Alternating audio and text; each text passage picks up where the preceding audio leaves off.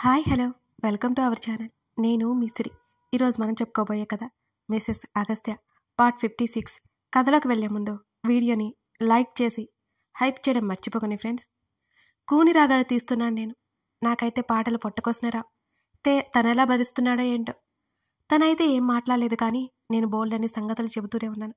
చివరకు మా గృహానికి చేరుకున్న బైక్ షెడ్లో పెట్టేసి ఇంట్లోకి నడిచాడు. నా మనసంతో తేలిగ్గా ఉంది. నేను ముందు వెళ్ళిపోగా తను డోర్స్ లాక్ చేసి వచ్చాడు. వెంటనే వంటికి చుట్టుకున్నవన్నీ పీకి పడేశాను. ఆ స్వెటర్తో ఇంట్లోకి వస్తే ఊపిరాడలేదు నాకు. మరి తన గదిలోకి అడుగు పెట్టాడో లేదో, ఏదో ఫోన్ కాల్ వచ్చింది తనకి. దిక్కుమాలిన ఫోన్ కాల్స్. అరే, మా ఏకాంతంలో కూడా వీటికొలు తప్పదే. మా రావణుడు లోపలికి వచ్చేసరికి ఓ మంచి సర్ప్రైజ్ ఇవ్వాలి. చీర కట్టుకుందామా? ఆ లోపు వచ్చేస్తాడేమో. మోడ్రన్ సిస్టమా తనకి? చీర కట్టుకుందాంలే అని గబగబా కబోర్డ్లోకి వెళ్ళి ఓ చీర బయటికి తీశాను. నల్లంచు తెల్ల చీరది. వంటి మీద వేసుకోగానే అంత మెత్తగా అనిపించిందో అసలు. గబగబా దాన్ని చుట్టుకొని బెడ్డెక్కి దుప్పటి ముసుగు వేసుకున్నాను నేను. తన కోసం ఎదురు చూస్తూ కళ్ళు మూసుకున్నాను నేను. ఎప్పుడు నిద్రపోయానో కూడా నాకే తెలియలేదు. అంతకు ముందు రోజు నిద్ర, ఆ రోజు నిద్ర కలిపి కొట్టేశాం మనం. ఆ రాత్రి అంతా ఏమాత్రం స్పృహ లేకుండా, సోయ లేకుండా బజ్జున్నాను నేను. ఉదయాన్నే మెలుగు వచ్చింది నాకు. సరిగ్గా టైం ఎంతో తెలియదు, కానీ ఎక్కువైతే వచ్చింది. కానీ నేను కళ్ళు తెరవలేదు. నా నడుము చుట్టూ బలంగా తాడు పెట్టి కట్టినట్టే ఉంది. ఏంటో అది. మెల్లిగా కళ్ళు తెరవలేక తెరిచి చూశాను. నా ఎదురు గోడ మీద గడియారం 6 గంటలు కూడా కాలేదన్నట్టు చూపించింది. అమ్మో, 6 కూడా కాకుండానే లేచానన్నా ఆరోగ్యం చెడిపోతుంది. మళ్ళీ గబుక్కున కళ్ళు మూసుకున్నాను నేను. నా మీద ఏముందో తడుముకున్నాను. అప్పుడు చూశాను, నా నాదుడి బలమైన చెయ్యి. నిద్రలో కూడా ఎంత గట్టిగా పట్టుకున్నాడో రాక్షసుడు. అష్ట కష్టాలు పడుకున్నానే తన వైపు తిరిగి మళ్ళీ కళ్ళు తెరిచి చూశాను.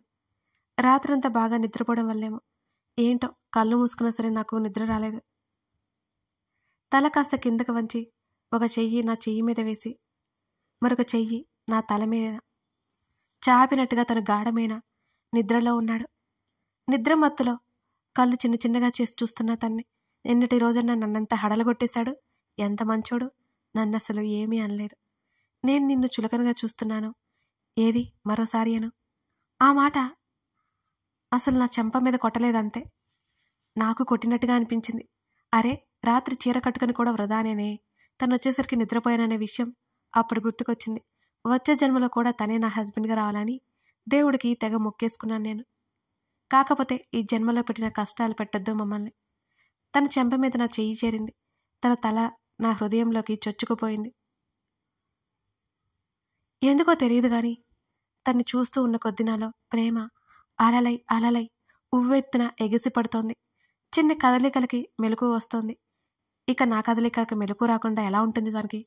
అప్పుడే లేచావే, పడుకో. నా హృదయంలోకి ఇంకా తల దూర్చేస్తూ అన్నాడు అగస్త్య. ఒక్కసారిగా శరీరం జల్లుమంది తన పనికి.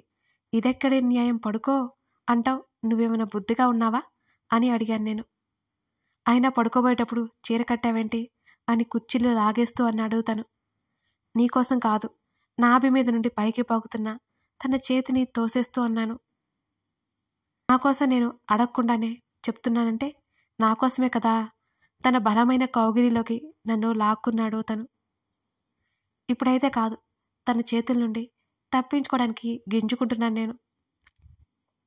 అమ్మో అమ్మో, కష్టపడి కట్టుకున్న చీర లాగేశాడు బాబు అని వాపోతూ అన్నాను నేను కావాలని. Shut up senorita. మాట్లాడనీయకుండా పెదవులు మూసివేశాడు నావి. ఊరికే కాదు, తన పెదవులతో. ఇక అక్కడితో ఆగుతారు అయ్యగారు. నైట్ మిస్ అయిన సరస సలాపాలు తెల్లవారు దగ్గర నుంచి ఎండపడే వరకు సాగుతూనే ఉన్నాయి. నా నుదుటిన ముద్దు పెట్టుకుని నా హృదయం మీద వాలిపోయాడు తను. నాకేంటో అప్పుడు ఇంకా ఫుల్గా నిద్ర వచ్చేసింది. టైం చూస్తే 7:30 దాటిపోయింది. తన అలవాటుగా లేచి చక్కగా మంచినీళ్ళు తాగాడు. నా గొంతు ఎండిపోతుంది, కాస్త గొంతులో పోయి అన్నాను. మరి బాటిల్ నాకు అందించి బెడ్ దిగాడు అగస్త్య. నేను ఇవ్వమని లేదే, తాగించమన్నాను అని కోపంగా చూస్తూ నేనే బాటిల్ తాగేసి పక్కన పడేశాను. నిద్ర రామ్మా రా అని పిలుస్తోంది. అలా కళ్ళు మూసుకున్నాను. పక్కకి తిరిగి మరో 5 నిమిషాల్లో తన చేతుల్లో ఉన్నాను నేను. నాకైతే చచ్చేంత సిగ్గు అనిపించింది. నేను పడుకుంటాను, వదులు, నన్ను వదులు అని గింజుకున్నాను నేను. నోర్మి అని సున్నితంగా కసిరి సరాసరి జలకాలాటకు తీసుకెళ్ళిపోయాడు నన్ను. మరో గంట తర్వాత నా పొట్టలో ఆకలి కేకలు విపరీతంగా వినిపించసాగా. తన మీద చాలా కోపంగా ఉన్నాను నేనైతే. ఇంకోసారి లేచి మళ్ళీ నిద్రపోయావు అంటే ఇలాగే ఉంటుంది. తన పెదవుల మీద రాక్షసమైన నవ్వు. నువ్వు నిజంగానే రాక్షసుడివి తెలుసా అని అన్నాను నేను. Thank you for your wonderful compliment అని క్రాఫ్ సరిచేసుకుంటూ అన్నాడు. నేనైతే ఇంకా బాత్రూమ్ చుట్టుకుని బెడ్ మీద చతికిల పడ్డాను. నీ మీద నేను అలిగాను, ఇంకా ఇంకా కోపంగా కూడా ఉన్నాను అని వెనక నుంచి అరిచాను నేను. ఛీ, నాకిదేం కర్మ, నేను అలిగినట్టు నేనే చెప్పాలి, కోపంగా ఉన్నట్టు నేనే చెప్పాలి. ఏడ్చావులేకని టిఫిన్ చేద్దాం పదా అన్నాడు నా దగ్గరకు వస్తూ. నేను రానంటే రాను, నేను నిద్రపోతున్నాను అని నీ కుళ్ళు కదా అని ముఖం పక్కకు తిప్పుకున్నాను. తను నా దగ్గరకు వచ్చేసి అమాంతం వెనక్కి తోసి నా మీదకు ఒరిగాడు. ఇష్టం లేదా నీకు? నా ముఖాన్ని తన వైపుకు తిప్పుకున్నాడు. ఆటోమేటిక్గా నా రెప్పలు వాలిపోయాయి, నా బుగ్గలు ఎర్రపట్టాయి. నా మెడవంపులో గాఢమైన ముద్దు ఇచ్చి ముట్టుకుంటేనే సరెండర్ అయిపోతా, అవసరమా నీకు ఈ కోతలు అని అన్నాడు తను. నేనేం మాట్లాడలేదు. వస్తున్నావా లేదా, లేకపోతే మరొక సెషన్ స్టార్ట్ చేద్దామా? తను కళ్ళు నవ్వుతున్నాయి. అమ్మో, నెట్టేసి డ్రెస్సింగ్ రూమ్ వైపుకు పరుగులు పెట్టాను. తన నవ్వులు వర్షపు జల్లుల్లా వినిపించాయి నాకు. తనేమో ఆఫీస్కి వెళ్ళారు, నాకేమో పిచ్చ బోర్ కొట్టింది. మధ్యాహ్నానికి వంట చేసి ఆఫీస్కి క్యారేజీ పంపించమని వంటావిడికి చెప్పి నా స్కూటీ మీద రయ్యిన చక్రవర్తి అంకుల్ వాళ్ళ ఇంటికి బయలుదేరాను నేను. ఖచ్చితంగా ఈరోజు ఆ జయంతి ఆంటీని పట్టుకోవాలి, చక్రవర్తి అంకుల్తో మాట్లాడాలని నేను నిశ్చయించుకున్నాను. నా రాక చూసి మళ్ళీ బామ్మ గుండెపోటు తెచ్చుకునేలా బెంబేలెత్తిపోయినట్టుంది. ఒసే పిల్ల, మళ్ళీ నా గుండె ఆగిపోద్దే, నేను రావద్దంటే పదే పదే ఇక్కడికే వస్తావేంటి అని బామ్మ తెగ కంగారు పడిపోతూ అంది. అబ్బా బామ్మ, ఆప నీ గొడవ, నీ మనవడికేం తెలియదులే, చెప్పకుండా వచ్చేసా. ఇంతకీ అంకుల్ ఎక్కడా అని అడిగాను చుట్టూ చూస్తూ. పైన గదిలో ఉన్నాడే, అయినా సరే నువ్వు వెళ్ళు, వాడికి తెలిస్తే చంపేస్తాడే. నా మొగుడిని మరీ అంత దుర్మార్గుని చేయకు బామ్మ, నేనంటే బోళ్ళంత ప్రేమ, నన్నేం చంపట్లే అని చెప్పాను. బామ్మ తల కొట్టుకుని, అది కాదే మనవరాలా, నా మాట వినే. బామ్మ నెత్తి నోరు బాదుకుంటున్నా నేను వినుకుంటా గబగబా మెట్లెక్కి చక్రవర్తి అంకుల్ కోసం చూస్తూ ఉండగా లివింగ్ ఏరియాలో ఆయన కనిపించారు నాకు. నన్ను చూడగానే అంకుల్ కళ్ళలో ఆశ్చర్యం, ఆ తర్వాత ఆనందం. అమ్మ శ్రీధా సోఫాల నుంచి లేచి నాకు ఎదురు వచ్చారు. హాయ్ అంకుల్, ఎలా ఉన్నారు? దగ్గరికి వెళ్ళి నా రావణిని కన్న తండ్రి కదా కృతజ్ఞత నిండిపోయి ఆయన కాళ్ళకి నమస్కరించాను. ఆయన వల్లేగా నాకింత చక్కని మొగుడు దొరికాడు. బామ్మ ఆయాసపడుతున్నట్లు మెట్లెక్కి పైకొచ్చింది నా వెనుకే. అంకుల్ ఆశ్చర్యపోతూ చల్లగా ఉండు తల్లి అంటూ నమస్కరించబోతుంటేనే పైకి లేపారు. నువ్వేంటి ఇలా వచ్చావు? అగస్త్య ఏమైనా వచ్చాడేమోనని వెనక్కి తిరిగి చూశాడు ఆయన. ఆయన 2 నిమిషాలు చూసి ఒక వెనక్తికరమైన నవ్వు పెదవుల మీద పూయిస్తూ నా వైపుకు తిరిగారు. ఆయన చూపుల్లో భావం అర్థం చేసుకుని, నేను ఒక్కదాన్నే వచ్చాను అంకుల్ అని మెల్లిగా అన్నాను. ఆయన ముఖంలో బాధ కొట్టొచ్చినట్లు కనబడుతోంది, తన కొడుకు రాలేదని. నేనేం చేయగలను, అందుకే మౌనంగా నిలబడి ఉన్నాను. చూడు నాన్న, వద్దంటే ఇక్కడికి వచ్చింది, వాడి కోపం తెలిసి కూడా వచ్చింది, వాడికి కానీ తెలిస్తే ఏం చేస్తాడో ఏమో అని అంకుల్తో చెప్పి, ఇదిగో శ్రీ, నా మాట వినవే, చూసావు కదా, వెళ్ళిపోయిక బామ్మ మధ్యలోకి వచ్చి నా పనికి ఆటంకం కలిగించేలా ఉంది. తను ఆఫీస్ నుంచి ఇంటికి వచ్చేసరికి సాయంత్రం అవుతుంది బామ్మ, అప్పట్లోకి నేను వెళ్ళిపోతానులే బామ్మ, నువ్వు కాసేపు ఆగు, వచ్చిన దగ్గర నుంచి పో పో పో అంటూనే ఉన్నావు అన్నాను చిరుకోపంగా. చూడు శ్రీ, అమ్మ చెప్పింది కరెక్టే, వాడి సంగతి నీకు తెలిసి కూడా ఇలా ఉండకు. ఆ కోపం తట్టుకోవడం ఎవరి వల్ల కాదు. వాడికి ఒక్కసారి విరక్తి కలిగిందంటే జన్మలో వాళ్ళ మొహం చూడ్డు. నీకెందుకమ్మా, వాడు చెప్పినట్టు విను. అంకుల్ కూడా బామ్మ మాటలను సమర్థించేసరికి నాకు ఒక్కసారిగా ఎక్కలేని నిరుత్సాహం వచ్చింది. అంకుల్, మీరు కూడా ఏంటి, తన గురించి మీకు తెలుసు కదా, మీరెందుకు తనతో మాట్లాడకూడదు? మీరు కూడా ఇలాగే ఉంటే మీ ఇద్దరి మధ్య దూరం ఇంకా పెరిగిపోతుంది. నేను నాంచకుండా డైరెక్ట్గా మాటల్లోకి దిగేశాను. నా మాటలకి అంకుల్ అదోలా నవ్వి, అవన్నీ అయిపోయాయి, నీకు అవన్నీ వద్దు తల్లి, అమ్మ చెప్పినట్టు విని ఇంటికి వెళ్ళిపో, అంకుల్ స్థిరంగా అన్నారు. నేను మీతో మాట్లాడడానికి వచ్చాను అనగానే అంకుల్ బామ్మ ఆశ్చర్యంగా చూశారు. నాతో మాటలా ఏమున్నాయి ఇప్పర్చిన మొహంతో అన్నారు. మీతోనన్నీ మాట్లాడాలి, చాలా మాట్లాడాలి, కానీ ఇక్కడ కాదు. మీరు ఎప్పుడు ఫ్రీగా ఉంటారో అప్పుడు చెప్పండి, నేను మళ్ళీ బయట కలిసి మాట్లాడతాను అని అనగానే, వద్దు శ్రీ వద్దు, మన మధ్య మాట్లాడడానికి ఏమి లేవు, మేం బాగానే ఉన్నాం, మీ ఇద్దరు కూడా సంతోషంగా ఉంటే అది చాలు, అంకుల్ ఖచ్చితంగా చెప్పారు. అంకుల్, మీకు మీ కొడుకు ప్రేమ వద్దా అని సూటిగా చూస్తూ అడిగాను. శ్రీ, వాడి ప్రేమ నాకున్నా లేకపోయినా వాడు సంతోషంగా ఉంటే చాలు, మాకు ఎంత దూరంగా ఉంటావో మీ ఇద్దరు అంత సంతోషంగా ఉంటారు, మా కోసం అనవసరంగా మీ ఇద్దరి మధ్య బంధాన్ని పాడు చేసుకోవద్దు తల్లి, ఇక ఇంటికి వెళ్ళిపో, నువ్వేదైనా బాధపడితే నేను మీ నాన్న ముందు ముఖం చూపించలేను అని నిక్కచ్చిగా చెప్తున్న అంకుల్ని అయోమయంగా చూసి,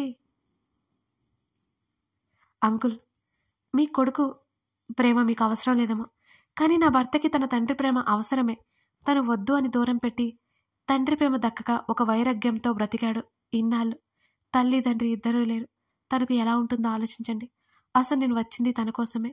నా మాటలకి అవాక్కై చూశారు. అగస్త్య పేరు చెప్పగానే అంకుల్ కాస్త మెత్తపడ్డారు. మీ నెంబర్ ఇవ్వండి అనగానే ఆయన అదే ట్రాన్స్లో ఉండి ఆయన నెంబర్ చెప్పారు. ఫీడ్ చేసుకుంటుంటే తనకు తెలిస్తే కోపాడతాడని ఫోన్లో నోట్ చేసుకుని పెట్టుకున్నాను. అంకుల్, రేపు మధ్యాహ్నం మనం కలుద్దాం సరేనా అని అడిగాను. కానీ శ్రీ అని అంకుల్ని ఏదో చెప్పబోయేలోపు, మీరు నాకేం చెప్పొద్దు అంకుల్, ఎక్కడికి రావాలో రేపు మీకు కాల్ చేసి చెప్తాను, మీరు హ్యాండ్ ఇస్తే మాత్రం నేను ఊరుకోను, ఇది ఎవరి కోసమో కాదు, నా భర్త కోసం, తన సంతోషం కోసం అని చెప్పేసి అక్కడి నుంచి వెనుతిరిగి హాల్లోకి వచ్చారు. అంకుల్ బామ్మ నన్నే ఆశ్చర్యంగా చూస్తూ నిలబడ్డారు. నేను వాళ్ళని ఏమాత్రం పట్టించుకోకుండా కిందకొచ్చి మా శ్రీయుగారి అత్తగారైన జయంతి గారి కోసం తెగ చూసి ఆమె కనిపించగా ఉసూరమంటూ సోఫాలో చతికిలపడ్డాను. పాపం బామ్మ మళ్ళీ ఆయాసపడుతూ కిందకొచ్చింది. అప్పటికే వంటావిడితో మంచి కాఫీ ఒకటి పెట్టించుకొని తాగుతూ కూర్చున్నాను నేను. నువ్వింకా వెళ్ళలేదంటే? బామ్మ ఇంతకు ముందున్న కంగారు ముఖం నాకైతే కనిపించలేదు. బహుశా తన కొడుకుని తన మనవడిని కలుపుతాను అనుకుందేమో బామ్మ. అబ్బా పోతాలే బామ్మ, నీ గోల ఎక్కువైపోయింది, అత్తపోరు లేకపోయినా ఈ ముసలపోరు నాకు తప్పలేదు అని విసుగు నటిస్తూ అన్నా నేను. బామ్మ నా మాటలకి బొగ్గలు నొక్కుంటూ ఆశ్చర్యంగా చూసింది నన్ను. ఎక్కువసేపు నటించలేక నవ్వేశాను. ఓసిని, ఎంత మాట అన్నావే. లేకపోతే ఏంటమ్మా నీ గొడవ, ఇంతకీ ఇంట్లో ఎవరు కనిపించలేదేంటి? కాఫీ కప్ టేబుల్ మీద పెట్టాను నేను. ఇంట్లో ఎవరూ లేరు, నా కూతురు దేశాన్ని ఉద్ధరించడానికి వెళ్ళింది, కిట్టయ్య ఎక్కడికి వెళ్ళాడు, అనిక కాలేజీకి వెళ్ళింది అని బామ్మ అందరి గురించి వరసపెట్టి చెప్పింది. ఓహో అని బామ్మకు దగ్గరగా జరిగి కూర్చొని బామ్మ చేతిని మెల్లిగా నా చేతుల్లోకి తీసుకుని, నేను ఒకటి అడుగుతాను, ఒకటి చెప్తాను, కాదనకూడదు బామ్మ అని గారంగా అడిగాను. నిన్ను చూస్తుంటే ఏదో తేడాగా ఉంది, కానీ ముందు అదేంటో చెప్పు అన్నది. అనగానే ఎంత తెలివి అనుకున్నాను నేనైతే. నా మాట కాదనకూడదు మరి. అబ్బా ముందు చెప్పవే తల్లి. బామ్మ బామ్మ ప్లీజ్ బామ్మ, నాకు తెగ బోర్ కొడుతుంది బామ్మ, నువ్వు కూడా రారాదు, 2 రోజుల నుండి, మళ్ళీ వచ్చేద్దు బామ్మ, ప్లీజ్ బామ్మ ప్లీజ్ బామ్మ అని బామ్మకి అవకాశం ఇవ్వకుండా నేను బ్రతిమాలడం మొదలుపెట్టాను. మేము మాట్లాడుకుంటుండగానే అంకుల్ కిందకు వచ్చారు. బామ్మ ఏదో చెప్పబోయేలోపు, వెళ్ళం ఇంటికి వచ్చి మరీ అడుగుతోంది కదా పాపం, వాళ్ళకంటే ఎవరున్నారు, పెద్దదానివి 4 రోజులుండిరా. అంకుల్ కూడా గ్రీన్ సిగ్నల్ ఇచ్చేశారు. ఇక పో బామ్మ, నీ బట్టలు సర్దుకొని రాపో. అంకుల్ నన్నే సమర్థించడంతో బ్రతిమాల ఆపేసి ఇక ఆర్డర్ వేశాను. ఎన్ని రంగులే నీలో అని బామ్మ ఆశ్చర్యంగా చూసింది. ఎప్పటికీ తగ్గట్టు అలా ఉండకపోతే కష్టంలే, అందరూ నీ మనవడిలా ఉంటారా ఏంటి, పో బట్టలు సర్దుకురాపో అనగానే అంకుల్ నవ్వేశారు. ఎక్కువ మాట్లాడానా అనుకుని నోటు మీద చేసుకున్నాను నేను రానే. బామ్మ మొండిపట్టు పట్టింది. మర్యాదగా రాకపోతే ఎత్తుకుపోతాను చెప్తున్నా అని బెదిరించాను. నన్నే బెదిరిస్తావటే? అబ్బా బామ్మ, చిన్నపిల్లల ఈ హఠమేంటి, త్వరగా రా అని చేతిని పట్టుకుని లాగాను. అమ్మ అంతగా అడుగుతుంటే వెళ్ళడానికి ఏమి? అంకుల్ కూడా ప్రశ్నించారు. అది కాదురా, బామ్మ ఏదో చెప్పబోయేలోపు, నేను రేపు రాత్రికి బిజినెస్ పని మీద వెళ్తున్నాను, నువ్వు 4 రోజులు ఉండిరా. అంకుల్ కూడా ఆర్డర్ వేయడంతో బామ్మకిక రాక తప్పలేదు. నేను ముందు స్కూటీలో వెళ్ళిపోయాను. ఆ తర్వాత డ్రైవర్తో రమ్మని చెప్పాను బామ్మని. బామ్మ తప్పక సరే అంది. నేను అక్కడి నుంచి ఇంటికొచ్చేసాను. అరగంట తర్వాత బామ్మ కూడా రాకపోసరికి నాకు ఇక అనుమానం వచ్చింది. అక్కడ వస్తా అని చెప్పి హ్యాండ్ ఇచ్చిందా ఏంటి అని దిగులుగా కూర్చున్నా నేను. ఈ బామ్మని తక్కువ అంచనా వేశాను నేను. నేనే లాక్కు రావాల్సింది. ఎంత పొరపాటు చేశాను. గంటలో బామ్మ వచ్చింది. ఎదురెళ్ళి బ్యాగ్ తీసుకొని, రావనుకున్నాను, వచ్చావే, నవ్వుతూ చేతిని పట్టుకుని లోపలికి తీసుకొచ్చాను. కథ కొనసాగుతోంది. మరి అగస్త్య ఆ ఇంటికి ఈ ఇంటికి శ్రీధ వెళ్తున్నట్టు కనిపెడతాడా? బామ్మ రాకతో అతను ఎలా రియాక్ట్ అవుతాడు? శ్రీధ చేస్తున్న పని నెరవేరబోతుందా? తండ్రి కొడుకులని కలపబోతుందా? ఇవన్నీ తెలియాలంటే ముందు పార్ట్స్ చూడాల్సిందే. మన స్టోరీ ముందే చదవాలి అనుకుంటే మెంబర్షిప్ తీసుకుని మన స్టోరీస్ చదవచ్చు.